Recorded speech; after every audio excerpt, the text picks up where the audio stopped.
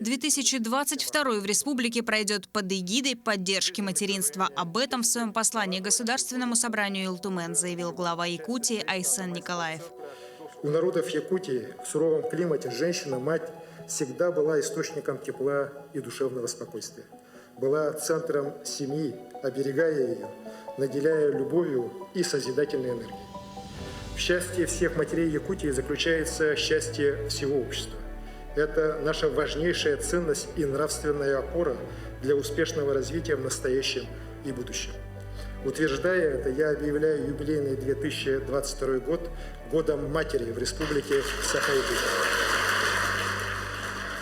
Эту новость весь зал встречает аплодисментами, ведь 2022 для республики год юбилейный. Регион отпразднует столетие Якутской АСР. И женщина-мать будет в центре внимания, независимо от возраста, места жительства и социального статуса. В рамках программы «Дети столетия» на каждого родившегося в 2022 году ребенка выплатят 100 тысяч рублей. Семьи, где воспитывают 5 и более детей, освободят от налога на имущество. Таково поручение главы. Очень волнительно, очень рада, что такое внимание именно материнству, женщине и именно статусу матери, вот именно такое вот от Ильдархана Айсена Сергеевича такое внимание. Очень, очень рада. Теперь о делах текущих. 2021 год поистине принес множество испытаний для Якутии. Самое жаркое и засушливое лето, отчего небывалые лесные пожары. Повлиял аномальный климат и на сельхозотрасль. Год выдался менее урожайным, а корма пришлось закупать из соседних регионов. К тому же пандемия, которая ударила по всему миру. Но якутские врачи и все население сплотились в борьбе с коронавирусом и в год здоровья не допустили серьезных последствий.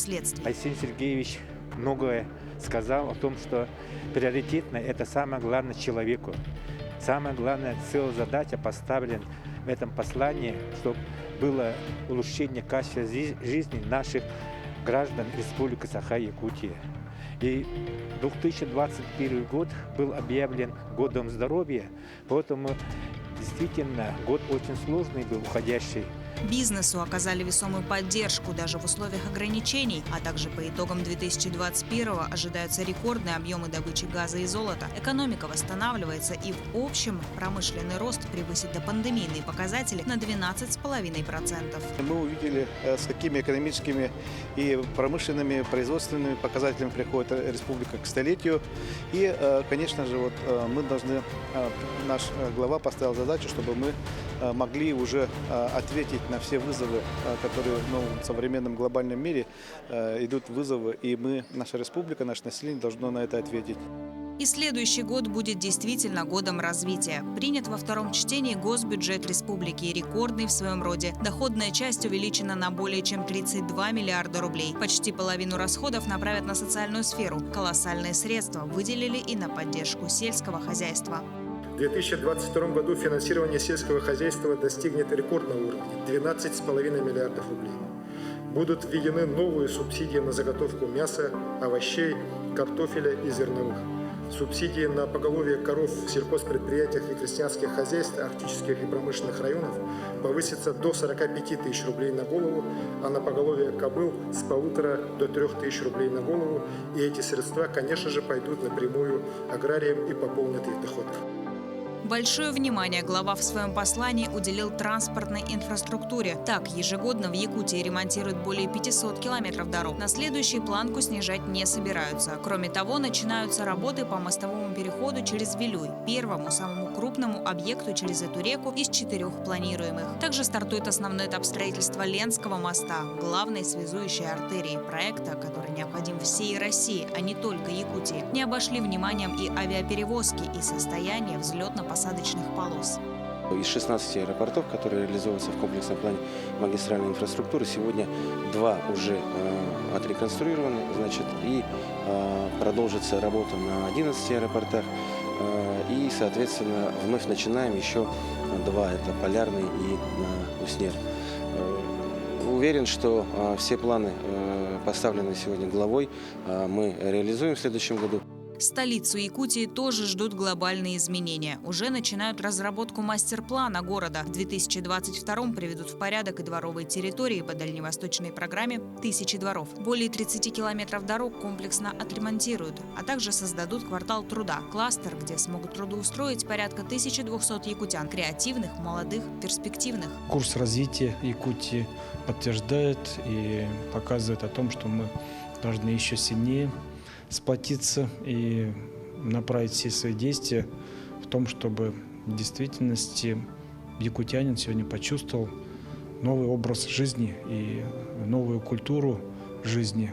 Слушатели отметили большую социальную направленность послания главы. В следующем году всем ветвям власти предстоит выполнить поручение Айсена Николаева, чтобы сделать жизнь каждого жителя республики лучше как в городах, так и маленьких населенных пунктах. И в юбилейный год внимание уделят всем аспектам становления человека как главной ценности – от рождения до глубокой старости. Сначала финансовая помощь, затем обеспечение качественной инфраструктурой. Это и строительство, и капитальный ремонт дошкольных учреждений, создание культурно-спортивных центров, где дети с раннего возраста смогут развиваться и познавать новое. На сегодняшний день наши семьи ощущают хорошую государственную поддержку, и в 2022 году будет еще более мощная поддержка. Якутия продолжит активное участие в нацпроектах, в том числе демография, по которым возводят современные детсады и школы не только в крупных городах, но и отдаленных селах большого субъекта. А такие объекты позволят получать образование на качественном уровне, предусматривая все новые веяния времени. По всему посланию очень большое внимание он обратил на человеческий капитал, на жителя Якутии, на якутянина, который живет в очень сложных условиях. И женщина, мать, вот неспроста этот год назван Годом матери, все-таки является хранителем очага.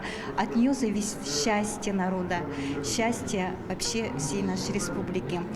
Я думаю, что предстоит очень серьезная, большая работа совместная. Кроме того, занятость якутян в сфере малого и среднего предпринимательства очень высока. Более 110 тысяч жителей ведут здесь свой бизнес. Сфера IT-технологий в республике одна из ведущих. Якутия – лидер по экспорту IT-услуг на Дальнем Востоке. Каждый может реализоваться в совершенно разных направлениях, а власти только поддержат во всех начинаниях. Инновационная среда и инновации в целом – это вещь, которая не существует без экосистемы. Она на пустом месте не существует. И на самом деле ясно, что есть почва для того, чтобы это все возникало. Откуда она взялась?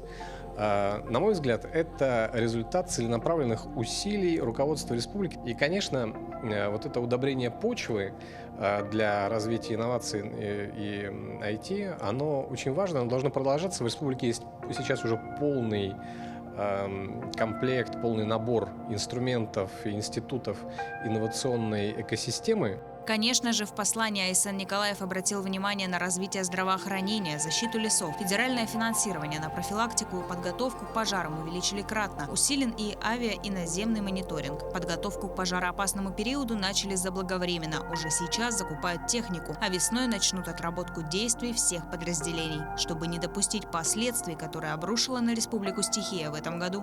Из-за самого жаркого и засушливого лета за всю историю метеонаблюдений лесные пожары охватили колоссальные площади тайги, нанесли ущерб экологии, сельскому хозяйству и, конечно, самочувствию людей. В 2021 году мы увеличили численность сотрудников авиалесохраны республики, был усилен парк противопожарной техники, приведена в готовность система мониторинга, создано Арктическое авиаотделение для защиты северных районов. Однако натиск стихии был несравним с нашими ресурсами для сдерживания. Каждый день, в особенности с наступлением сезона сухих гроз, количество новых пожаров стремительно росло, достигнув максимума 126 за сутки. Огонь напрямую угрожал 46 поселкам в 16 районах республики. Поистине национальными героями 2021 года стали добровольцы, волонтеры, пожарные. Каждого Айсен Николаев благодарил лично. Не оставил глава республики без внимания медицинское сообщество. Им во время послания руководитель региона выразил признательность за самоотверженный труд в борьбе с пандемией. В год здоровья врачи задействовали весь свой ресурс, чтобы спасти человеческие жизни от коварной болезни. Сейчас в Якутии активно идет прививочная кампания, и число зараженных ежедневно снижается. Поэтому уверенностью можно сказать, Якутия достойно справилась с годом испытаний, и теперь впереди только развитие.